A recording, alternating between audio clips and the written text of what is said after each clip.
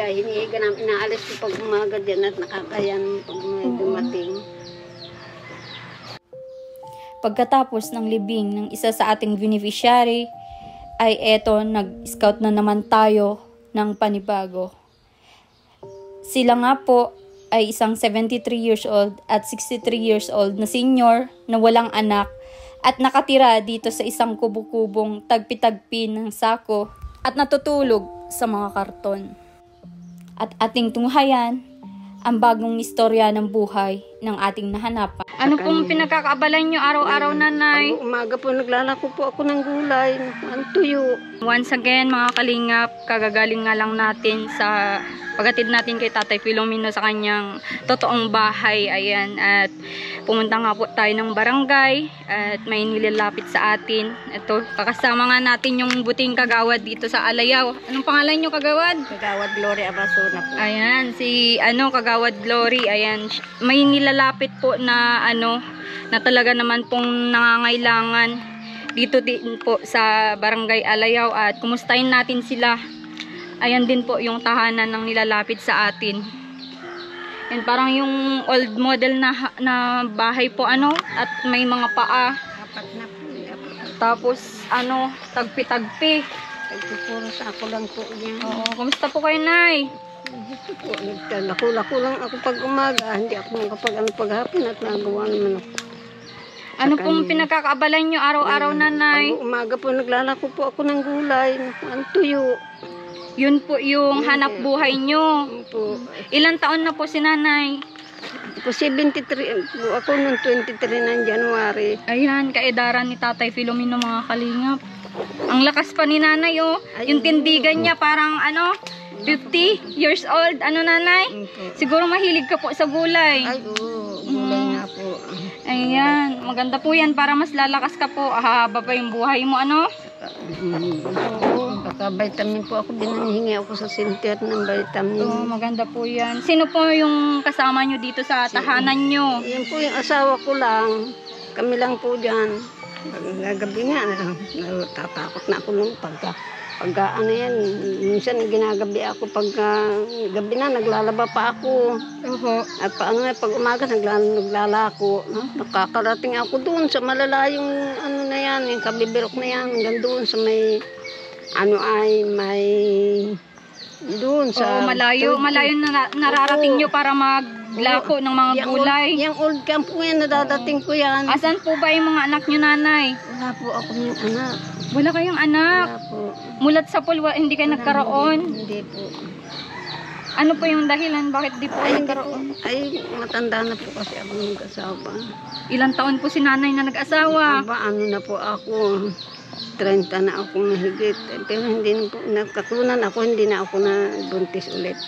Parang ganun. Nakunan lang po kayo? Hindi na ako nagbuntis. Naririnig ko si tatay. Anong meron kay tatay? Bakit hindi po siya makababa sa hagdanan nyo? Hindi na po nakakababa, nakabangon na, nakahiga na lang po yun. Nakahiga na lang. Sinusubuan ko na lang. Bedridden na po siya. Sinusubuan nyo na lang. Ilang taon na pong nakahiga lang si tatay? 3 na po, mahigit na po, 4 na taon na. Anong dahilan po? Bakit nagkasakit siya? Stroke po yan. Stroke po siya. Tapos ay di nakaglalakad-lakad. Ay nung pong mag-COVID, ay hindi na po nakababa at madulas, maputik. Ayun, na po siya sa taas. Naglalagi na lang po sa taas. Yan, napagkangga sa amin, umabot na siya sa paghiga na lang. Yung bahay niyo po ay pabagsak na, nanay, pala. Bumagsak na nga po yan. Kaya lang ang pinaanohan ko doon sa ating yung kahoy na ikapapako lang kahapon. Opo. Ang puat ng nalagitik na pag-aakyat ko. At ayan, may nalaman din tayo, mga kalingap, na ito tinutulungan din ni kagawad sila. At ngayon humihiling sila ng 10 sakong semento. Ayan, ako na po sasagod doon sa magiging semento ni nanay. Salamat po. Oo, nay, para ako na din po magpa-deliver dito para mapagawa nyo na po yung bahay nyo. Ano ko lang naman po, maibaba lang yan. Nahirap ako po yung hagda namin ay magigiba na nga. Oo, maibaba lang. Tapos sana may wheelchair si tatay. Meron po. Meron? Binigyan po ni Vice Mayor yan. Yung niya. Wheelchair, upo. Kumusta naman po yung pang-araw-araw niyong pangangailangan? May utang nga po ako sa tindahan. Mahigit na 1,000. Ay sabi ko ay maghintay-hintay kayo at baka ako ay sortihin naman sa pagtitinda. Ay nakakakuha naman dun ako sa kinukuha ang panggulay. Nahihiya lang ako mangutang ng malaki. Opo. Kaya nagtitiis na lang kung halimbawa pasensya na muna at baka ako malay ninyo, baka ako makasorte ng pera. Oo, nanay, tinatawag po kayo ni tatay. Puntahan natin kung anong ginagawa ni tatay. Teka, buksan ko po yung tatay. Sige po. Ito po yung munting hagdanan nila tatay. Oh. Parang tree house na po yung bahay nila. Delikado din po yung bahay nila kasi pabagsak na daw. Oo nga, delikado na ito. Ay, hindi na po yan dinadaanan at matatakot. Baka Grabe mga kalinga po. Karton lang yung higaan nila tatay. Si nanay 73 years old at si tatay 63 po. 63 si tatay. Oo. 10 taon yung agwat nila. Ayan, pakita mo yung karton na higaan dyan si tatay. Oh. Ayan, dyan na lang daw siya nakahiga mga kalingap si tatay. Ito ang mga kartonahan nila. Hinihiga namin, inaalis ko pag umaga dyan at nakakayan pag may dumating. Ayan si tatay. Oh. Si tatay po ba ay nakakakita pa, nanay? Oo, naano po no.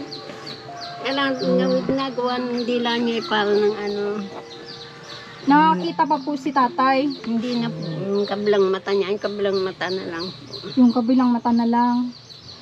Grabe, oh. Puti na yung dalawang mata niya. Yan po yung isang mata niya, oh. Oo. Sa ano daw po yan? Grabe. Yung bladder, yung ni Bibi. Mga vlogger kami, tay. Tumutulong sa mga kagaya nyo. Tay, pagaling ka Sana. Paayos natin yung bahay mo. Sana daw po gumaling. Paayos natin yung bahay mo para mapaayos yung tulugan mo po, Opo, ako po si Alma. Alma daw. Oo, kumain po kayo ng masustansya, tatay, para lumakas po kayo.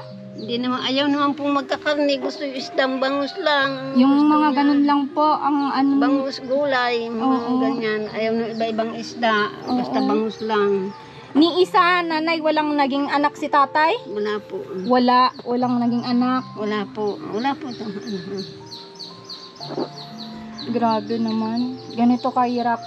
Ganito din kahirap talaga yung kahit ni isa wala kang magiging anak. Walang anak. Wala nga po, mahirap nga po. Ngayon po, nanay, naiisip niyo po yung ganun na kahit isa man lang, dalawa. Wala po. Grabe. Anong pangalan ni tatay? Romeo Bautista po.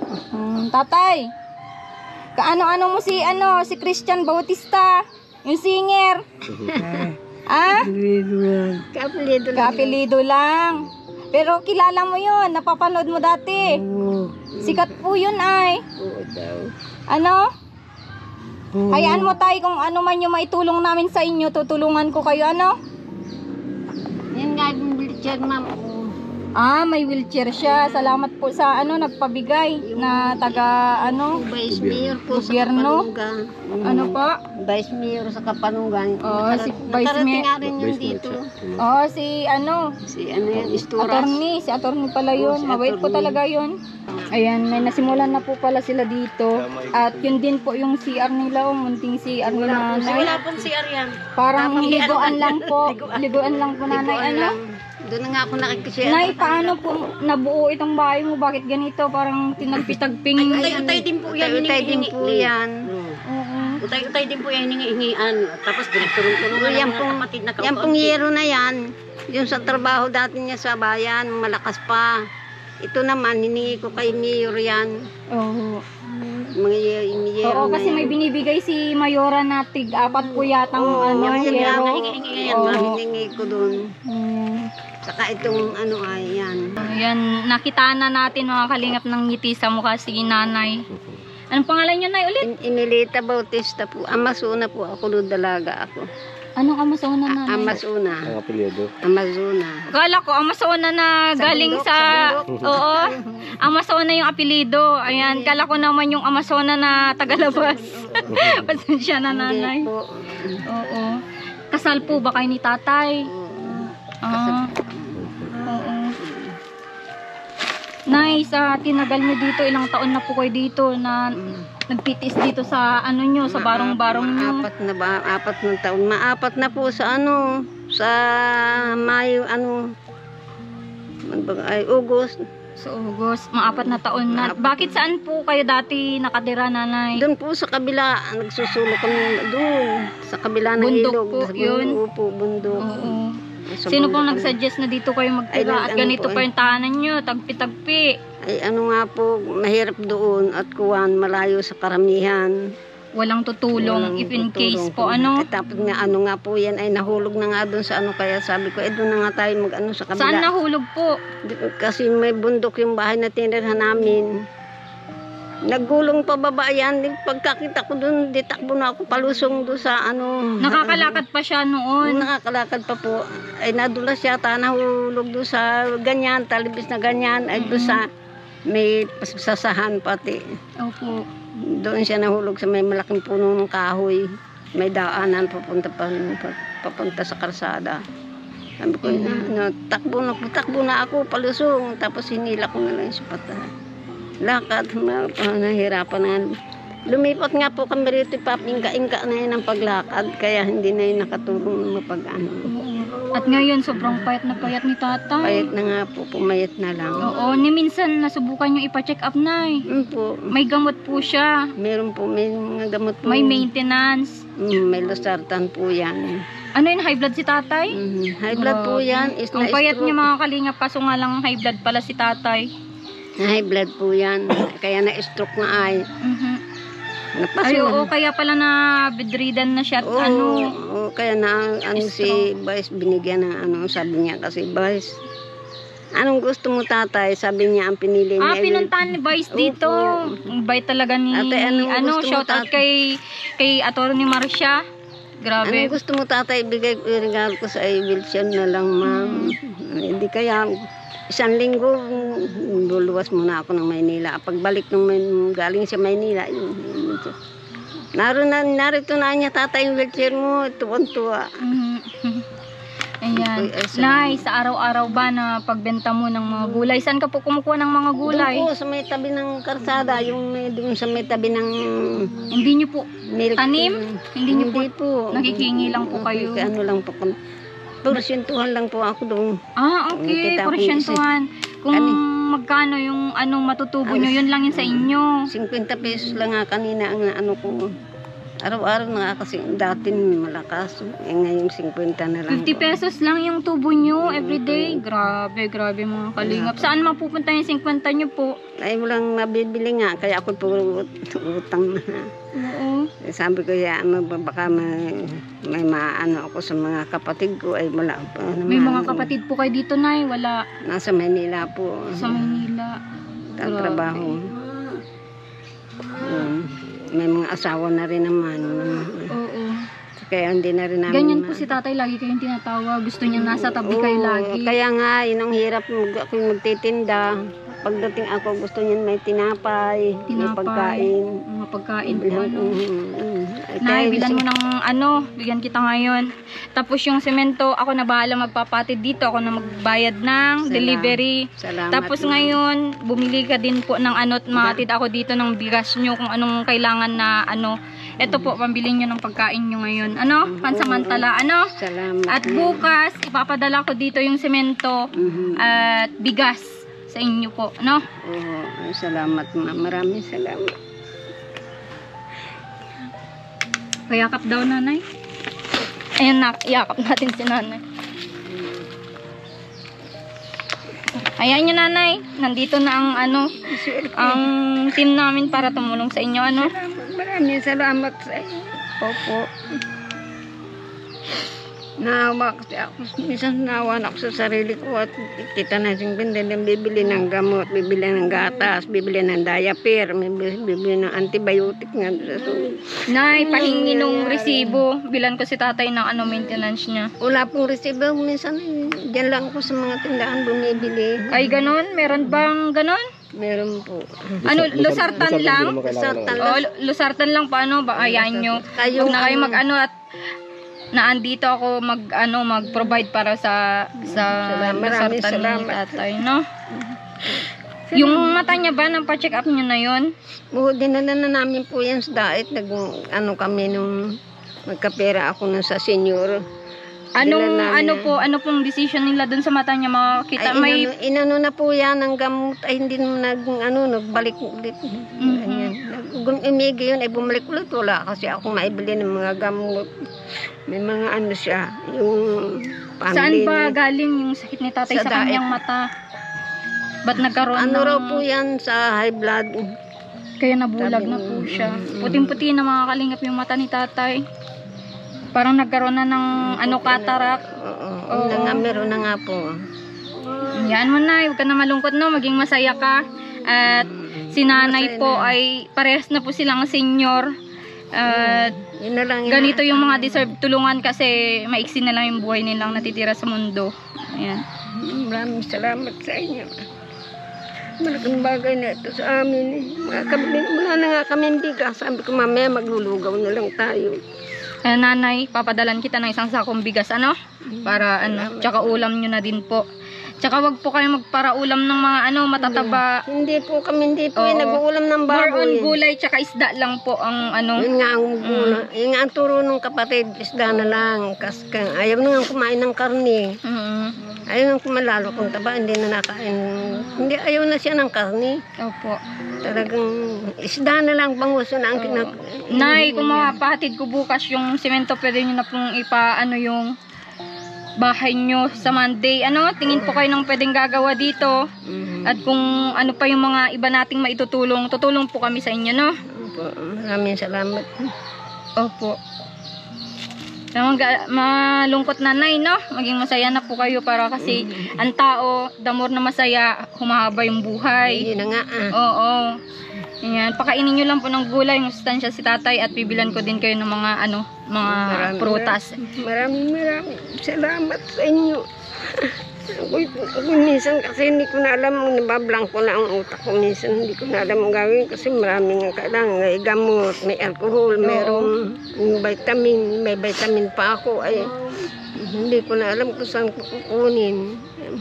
Kita na 50. Hanggang tanghali sa hapon, hindi ako nakakapagtinda. At kung paano mo paghati-hatiin po yung 50 na yun, mahirap po talaga yun. Grabe naman. Yaan mo na, nanay, huwag ka na pong ngayon nandito na kami. Kung ano man yung kailangan nyo po, kung sabi po kayo sa akin, huwag po kayo mahihiya. Sa akin naman yung mga tinutulungan ko, hindi ko po iniiba sa akin. Tinuturing ko ng kapamilya, Maraming salamat po sa inyo. Oo. Yan, paalam lang tayo kay tatay. Dito si tatay, oh. Tay! Tatay! Tatay!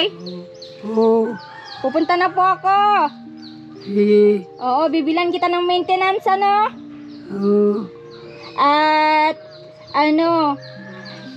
mabili din ako ng pampaayos ng bahay mo. Oo. Para mapaayos yung bahay mo, Pagaling ka, ha? Gabi na. Oo, magpagaling ka. Oo. Bibilan pa kita ng mga masusustansyang pagkain para lalakas ka. Ha? Sige. Sige, tatay. Gusto ko, tatay, pag 1 week, tatayo ka na dyan, ha? 1 linggo, dapat malakas ka na po, ha? Oo. Grabe si tatay. Mga kalingap, ito, yung unang scout natin, unang vlog natin kila nanay at kung ano man yung maitulong natin sa kanila, maibigay natin na tulong ay galing din po sa panonood nyo. Maraming salamat po. Pa-share nyo po itong video natin kila nanay. Like, comment, kung ano po yung mga dapat gawin. At ako po nagbabasa sa mga ano nyo, sa mga komento nyo, mga positive comment para naman may idea tayo kung ano yung dapat gawin sa mag-asawang senior na ito. At si nanay, kasing edaran lang po ni Tatay Filomeno, at si tatay mas bata pero bedridden na po siya. Kaya ito po yung mga dapat natin panoorin. Ayan, tulungan. Yan, kung ano man yung magagawa natin dito sa pamilya na ito, gagawin po natin. Sige na, punta muna kami. Salamat. No, bukas nandito na yung ano mo. Maraming salamat sa inyo. Salamat at ikarating kayo dito. O nanay, alam ko may kabaitan kayo at kaya inaano po siguro, inaano kami ni God para pumunta sa inyo. Alam kong may kabaitan kayo kaya nabigyan kayo ng pagkakataon na matulungan. Ano po nanay? Wala naman akong kaano dyan. Wala akong... Oo. Sige po nanay, at tinatawag na po kayo ni tatay. Ayun mga kalingap, thank you so much. Thank you so much din kay Rans na nag-video sa atin. Ayan, masasabi mo sa family na ito? Grabe yung ano, sa bahay nila. Oo, deserving. Yung mga ganito talaga yung dapat na tinutulungan. Mga ganito yung hindi natin halos nakikita na mga nasa sulok lang. Oo, nasa sulok kasi nasa sulok sila ay. Salamat na rin sa mga taong nagiging tulay. Mga nagiging tulay para makita natin yung mga ganitong hindi natin halos napupuntahan. Oo. Ayan, at maraming salamat sa patuloy na sumuporta, nanood. Hanggang sa huli po ay hinatid natin si Tatay Filomeno. At ito, pagkatapos natin paghatid kay tatay sa libingan, scout naman po tayo ng bago. At ito po yung bago natin ngayon. At maraming salamat sa naging suporta nyo kay tatay. Alam ko yung pagmamahal nyo sa kanya hanggang dulo po yun. At dito ko muna tapos na aking vlog. Support nyo po Marcos TV channel sa kanyang Facebook page at sa kanyang YouTube channel. At Alma Vlog sa aking Facebook page. At dito sa Munding channel na Commander ni Marcos. Maraming salamat po. Mag-ingat po kayo palagi. God bless.